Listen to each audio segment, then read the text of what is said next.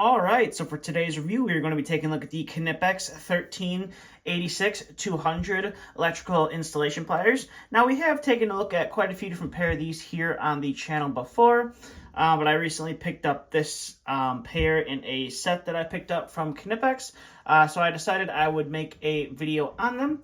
So the only thing that really makes these a little bit different than the American version that I first reviewed here on the channel is they are chrome plated and the number markings on them are in metric sizing versus SAE or American wire size.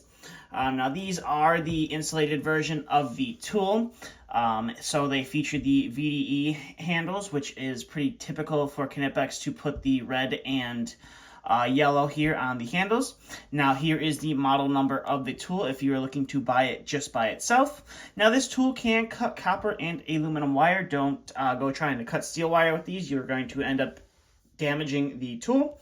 And this can cut from 15 millimeter all the way up to 50 millimeter squared wire.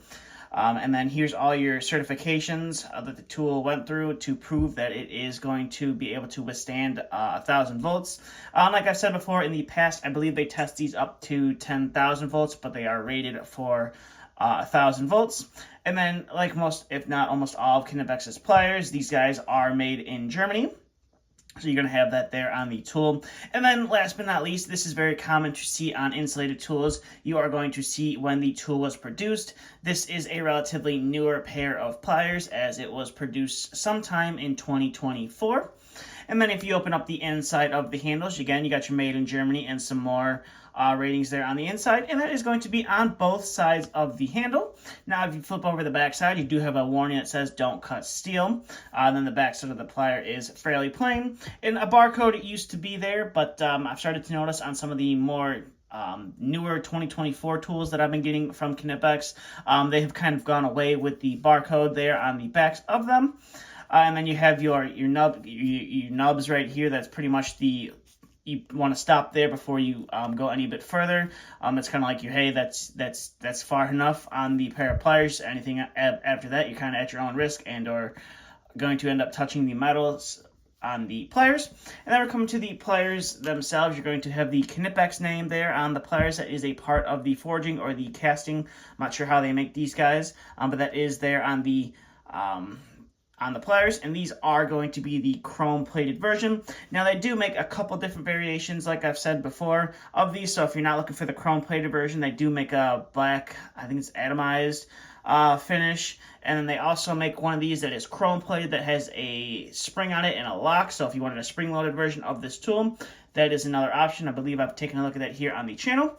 Now you do have a Torx head here on the pivot joint, and basically what that allows you to do is to tighten or loosen the pliers. So maybe if you're using these day in, day out, and they start to get a little too loose for you, I believe it's either a T20 or a T25 Torx. You can put that in there and tighten it. I recommend doing that by hand, not with a drill. You can tighten them up, or if you get the pliers and they're super stiff and you want to loosen them up, you just use the adjustment screw to adjust it to the looseness or tightness that you like. And then you do have your cutting jaws or your cutting knives that kind of have that curved design to them, so you're going to get a lot cleaner of a cut when you're cutting through some wire. And then you have your two wire stripping holes. So this is going to be, like I said in the beginning of the video, this is going to be for metric sizing, but if you are wanting these and you're in the US, it's going to be 14 on the top and then 12 on the bottom. And then for you metric guys, 2.5 on the bottom and then 0.7 to 1.5 there on the top, which I believe is like 16 gauge wire, kind of compared to here in the States. And then you do have a crimper up here, which is going to be for crimping your ferrule terminals. I've tried this before with just the standard like spade terminals. Somewhat similar to these. It doesn't work very well. That is mainly for ferrule terminals. So you do have a crimper up there, and it will go from 0.5 to 2.5 for the ferrule sizes. And then you have a small little pair of teeth there in the jaws that if you were gripping onto a nut or you're trying to grip onto a nut and tighten it, that you could use these to do that with. And then you have your teeth here on the top, and then you also have on the nose of the plier, you have a flat spot, so if you needed to bend or loop some wire, you could easily use that flat spot and not have to worry about marring or nicking up the surface of the wire.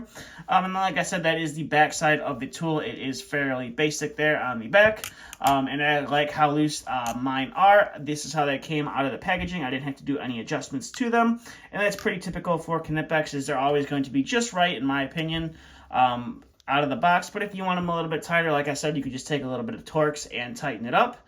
So that's pretty much it for the detail for these.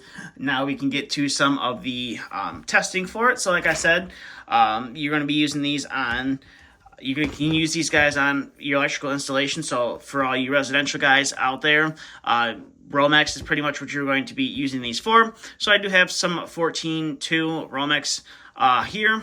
Now you can, what you want to do with these is you want to slightly put a little bit of a nick mark there in that outer insulation, and that allows you to pull off that outer insulation without hopefully damaging. I kind of made a little bit of indentation there on the pliers, but what you're trying to do is you are trying to limit the nick marks there on the wires, and then you can pull that piece of cardboard off, and then you could split your two conductors, and this being the 14 gauge, all you do is you put it into that top stripping hole, and you're able to pull off that insulation without any issues. And we'll go ahead and pull that insulation off. And then let's say I wanted to take this ground wire and I wanted to loop it so I could put it around a grounding screw in a box. You could easily use that for that. So that was with the 14 gauge Romex wire, and you can use the cutters to chop that wire off. So we'll get that out of the frame, and then we'll bring in some 12 and hopefully have the same results. So again, we're going to kind of score that outer insulation just enough, not too much, and then you can just use the jaws to pull off that insulation, and you can rip that cardboard off, and then again, rip that cardboard paper off, and then split your wires apart, and you should be able to use these to strip the wire without any sort of issue on there. So you strip the wire, and then again, you can use that flat spot there on the top of the plier to make a loop to go around a screw, and then you would go ahead and cut through that without any issues. And then I guess I could bring in another wire that I have here on the side. I'm not sure really what you guys over in the UK or in Europe call this wire.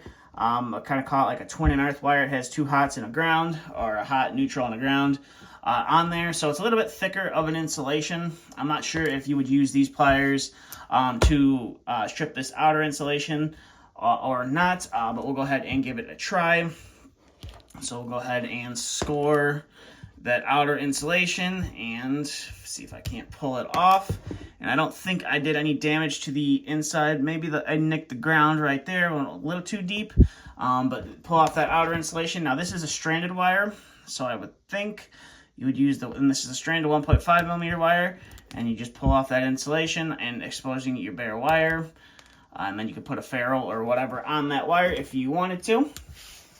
So overall, definitely a nice pair of pliers.